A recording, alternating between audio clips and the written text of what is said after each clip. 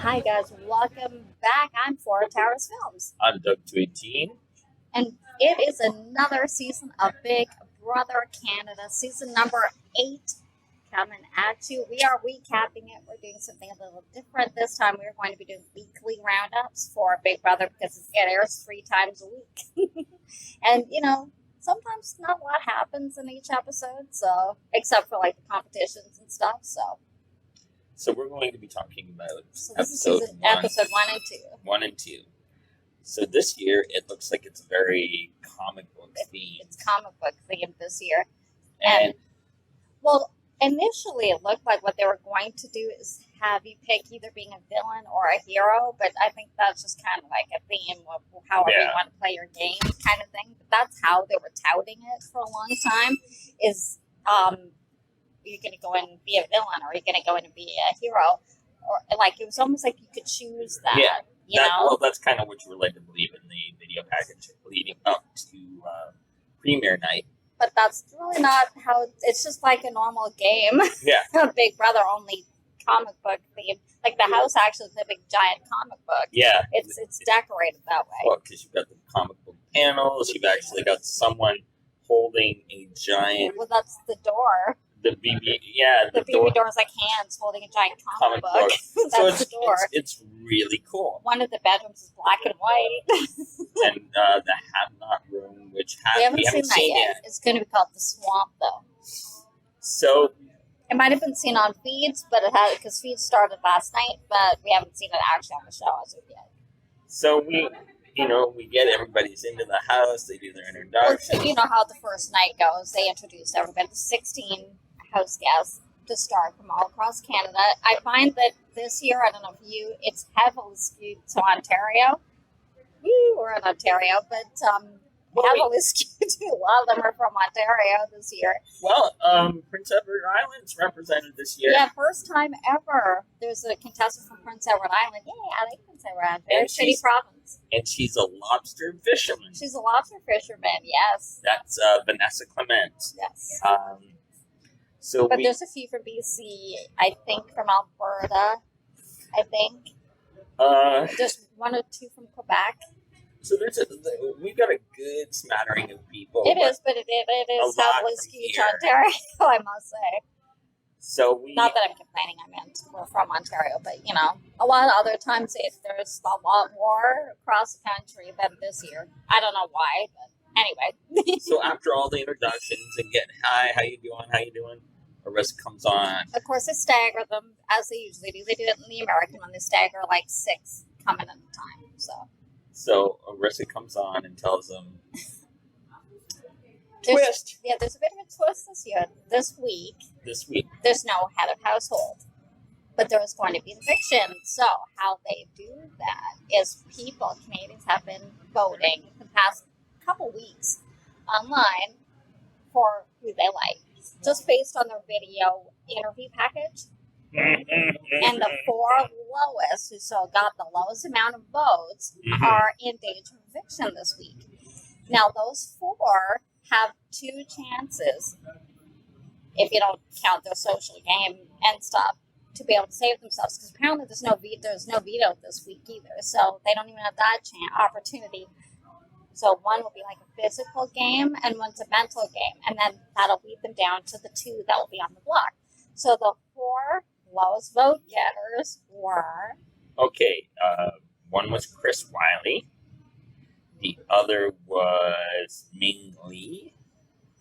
The other was Suzanne. And lastly, Nico. They were the 4 lowest. 4 lowest. And it's funny, both Nico and Ming Lee said they kind of figured they would be, because I get the feeling, I don't know, of course we don't know them, that maybe people may not like them that much outside the house. I don't know. Maybe not. But that's kind of what you got from Nico, like that he wasn't surprised by it. Well, what was funny is when Arissa said, if you watched it, that, okay, people have been voting on your entrance videos. Right. Just the look on some of them, like, eee. Well, because I don't know if we got to see both with the entrance, but I doubt it. But even like when we were watching it, like I mean, of course, first impressions, right?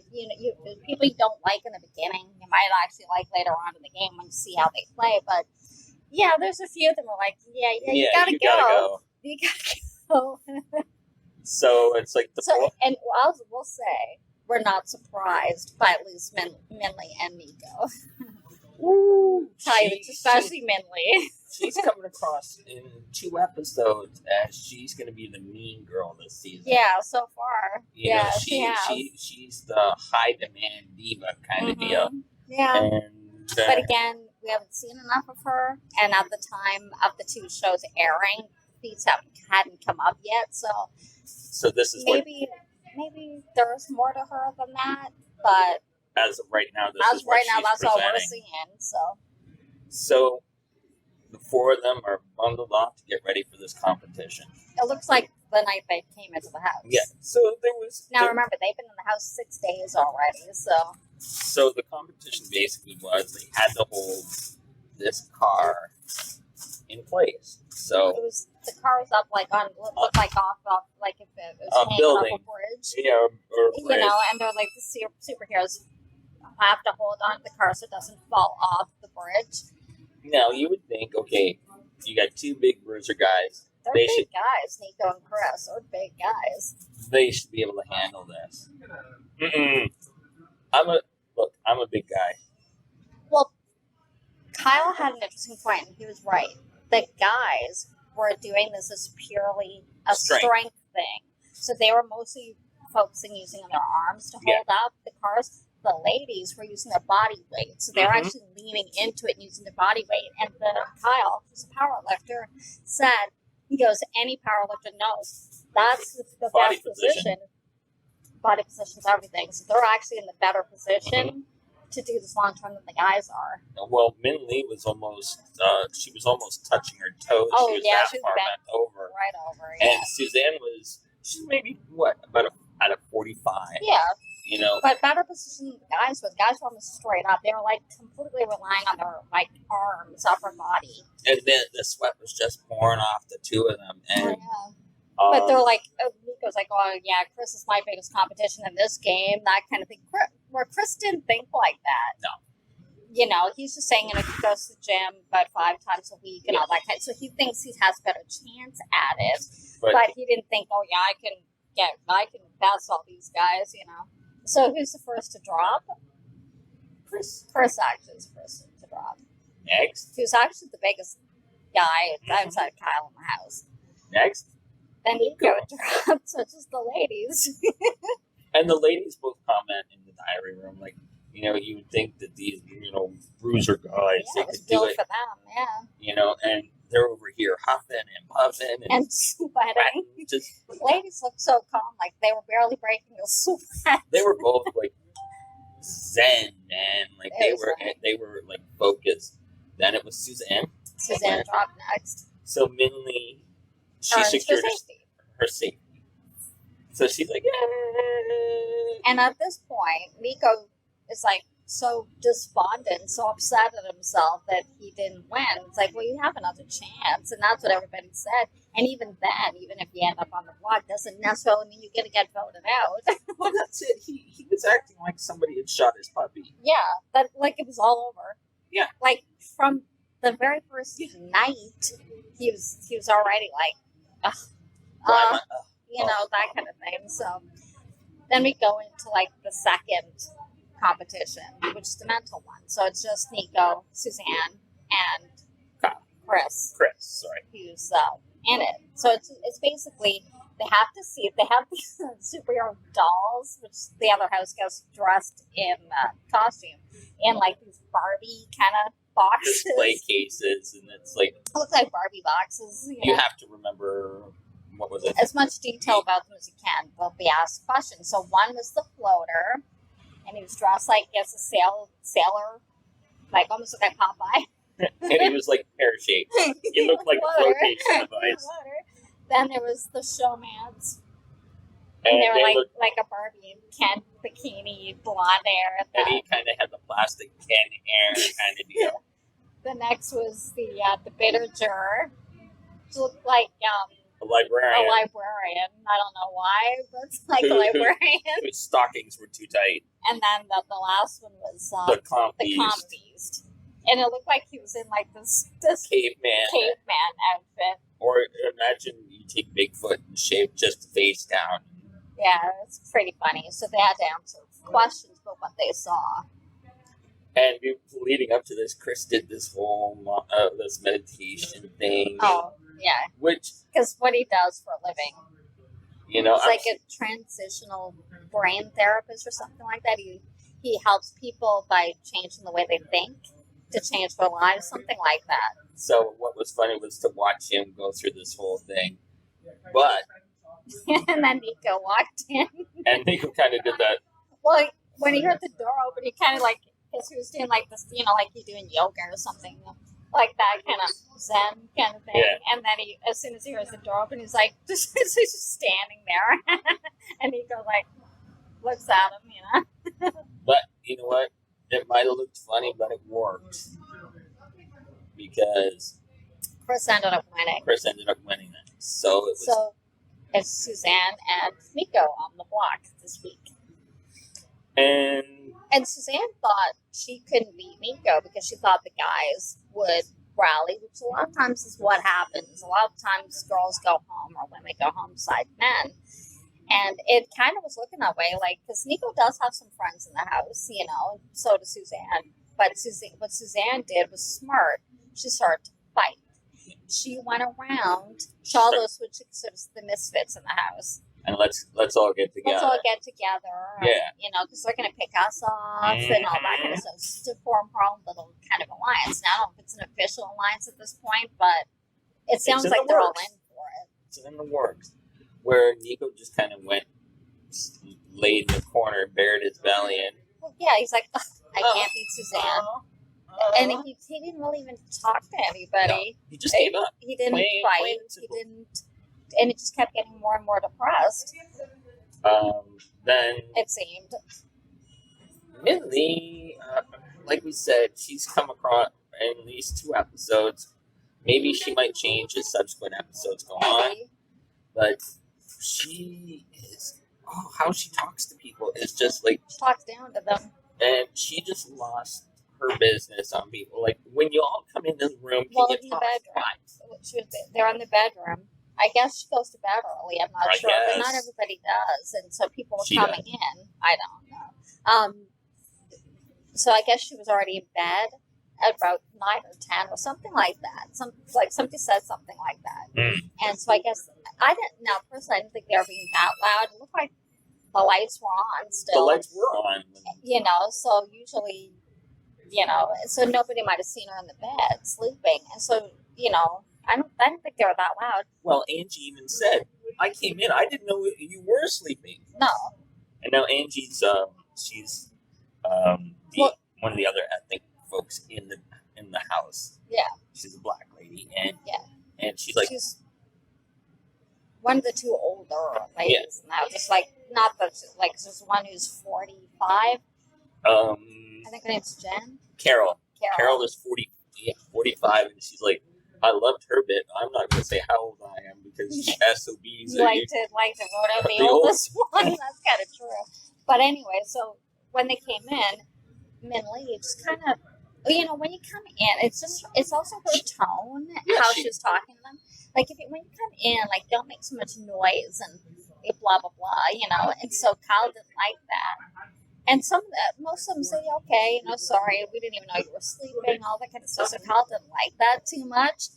And so he kind of, like, don't talk to me like that. You know, you're not like my mom, or you're not like my boss, or anything like that. Who are you? It's not that you said it. What you said, it's how you said it, kind of thing. Like you talk down to people in the street. She has, you know. So far, what we've seen, and so then she tried to talk to him later. He's like, whatever you gotta say it right now. Because she wanted to talk to him in private, but he's like, no. And so he's like, and he basically called her out. You know, saying, you know, you're like this princess. And, let us walk on eggshells for Princess Min, you know, like. You know, and we'll say, you know, I don't really blame him for saying it the way he did, because that would irritate me too. Oh, yeah. Just saying, I mean, yes, if somebody comes in and you could say it politely to them, you don't really know these people very well yet, Mm-hmm. and say, can you, like, when you come in, please, Do me a favor. can you do me a favor and you be quiet kind of Yeah. thing. Most of them would have been accommodating, but she decided, like, can you, like, just, like, be quiet when you come in and not, like, come in and, like, talk so loud and Like you're chastising a 2-year-old. exactly. And I think any of them were talking out loud. Of course, again, we haven't seen all the feeds Well, because they weren't on yet. But, like Angie said, I'm a 10, so it's going to take me a while to bring it down. right, yeah. Yeah, and you could tell by the looks on their faces that they were put back, put off by how she said it. Cal's just the only one really with kind of the guts or whatever to say it right then and there to her face. So, like it's Nico and Suzanne that are on the block. Nico's just spiraling, Yeah, he's like talking to, I think it's Jawan, I think his name is. Or one of the other. Jamar. Jamar. Oh, and he was also talking to Hira. Who's from Brenton. Yes. One of our Ontario ones. One of the first Sikhs. Yes, his first Sikh in the house. And they actually talked to him about that. That was an interesting conversation. That Suzanne and I think it was Brock had with them. It was an interesting conversation. And he appreciated that they wanted to know. Yeah. Yeah, because it's like, how are people going to learn and understand different cultures or religions if they don't ask? If you want to talk, I think as long as you ask people respectfully about things, exactly, that they're more than willing to tell you, about it. So, a good way to learn about stuff. So he just kept saying, I can't win against Suzanne. Well, the thing is, and I think they even said he hasn't really tried. Yeah.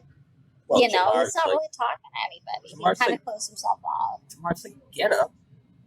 Fight, man. Well, because Min Lee even talked to him, and she even tried to fight on his behalf, to get people. She was saying that she thought Suzanne was a bigger threat than Nico. Oh, this one, I kind of agree with you. But little did Min Lee realize that she was actually talking to Suzanne's right, alliance. Yeah. But Suzanne wanted to confront her on it, but they said, no, this is only going to work if you keep it on the down low. Yeah. She doesn't know we're with you, so don't say anything. So as far as we know, she hadn't. So, but it just got worse with Nico. So in the end, he went into the diary room, and he's like pacing and wondering what should he do, because he's thinking it's a waste of his time. He didn't want to be there till eviction day. He's like, why am I going to be here if I'm just going to leave anyway? Yeah. So he ended up, for the first time ever on Big Brother Canada, he's self-evicted. So he didn't even try to fight. he just left, and he didn't even come back into the house. Yeah, they just took him right from the diary room. And so the producer, Aaron, came over and told the other house guests that he left. And as the episode closed, Arisa said, we support him in what he decided. And please be kind. Be kind. We were saying this. It's kind of sad when the host of the show has to tell its audience to be kind to the person who decided to leave. I mean, we didn't see that he tried, but again, we didn't see everything. I'm sure it's a lot harder, and the house then worth seeing because they're away from their families. Yeah. It's just them. There's not much to do. Plus you're trying to win a game. And some people, you might think you're really tough, thick-skinned, and I think you have to be on the show. Oh, for sure. But some people take it really hard if they get nominated or they get voted out, and they don't take it in the case if it's a game. It's not personal. You're just not working with me, so you gotta just go. butt heads. It doesn't mean you're a bad person. But well, we even said in the last season when we did this show, if it came down to the two of us, if we're on the odd side of the coin, she'd pull the trigger on me, and I would vice versa. Hey, this is a game. But the thing is, we know that we know that about each other. We know how competitive we are. Right. So. But it's you don't take it personally. No. I know a lot of people find that very hard not to do. Oh, of course. it isn't personal. It is a game, you know. Yeah. And I mean, it's not that they hate you. You just gotta go. It's just you're on the. I mean, you would do the same to them. I mean, let's face it. I mean, one person wins this game. You know, I mean, you don't have to do it rudely or meanly, and some people, granted, have been that way, but it's a, you know. So all in all, it's not always the best game for some people, let's say. No, this is true. And these guys would, I think, not having anything to do or very limited to do, Sure. It caused a lot of them to really get into their own heads. And it does, and it can happen early. You know, like you've heard, if you've seen any interviews with any previous Big Brother player, not just the one with the Big Brother, they all have said that. You know, you start to think, you become paranoid. Because, you know, you're fighting for your life here. You know, everybody else is literally out to get you, out to get you out of this game, whether they're your friend or not. I mean, look, we've seen showmances kick each other out, so, you know, and other ones will take each other to the end. So, but that's how it is. And you kind of have to know that going in. And even if you intellectually know that going in, it's still difficult when you're playing it. We're still emotional people. And so, HOH started. And we didn't get to see it, but we do know who won it. It was like they were in like basketball gear and they had to throw basketballs into different nets of different numbers. So the highest number wins. So because this is a weekly roundup, we're going to tell you who won. It's Chris. He's the first HOH of the season at this point. He hasn't nominated anybody yet, but we'll tell you that next time. So unless you watch the show yourself. Yeah, shoot it in the comments down below. Let us know if you want. Sure. Anyway, it was a good first couple of episodes. We're glad you are back watching with us, and we hope you come along with the ride. It should be an interesting season so far. I hope so. We'll see. Thank you for watching. If you like it, give it a thumbs up. Don't forget to subscribe and hit the notification bell so you know when we upload every time Big Brother Canada airs. And we will see you next week. Take care. Bye. Bye, guys.